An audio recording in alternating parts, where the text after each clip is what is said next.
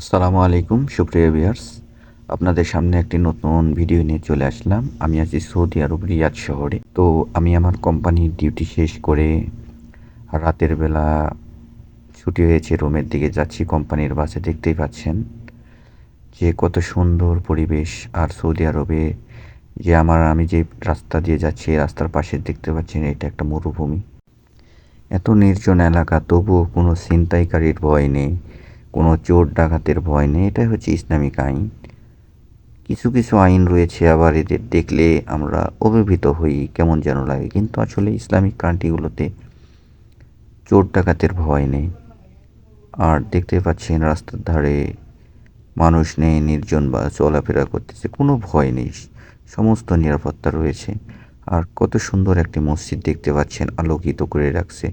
Saudi আরবে এরকম মসজিদ, বহু মসজিদ রয়েছে, অনেক মসজিদ রয়েছে। তো ভিডিওটি ভালো লাগলে লাইক, কমেন্টস এবং শেয়ার করে আমাদের পাশে থাকবেন।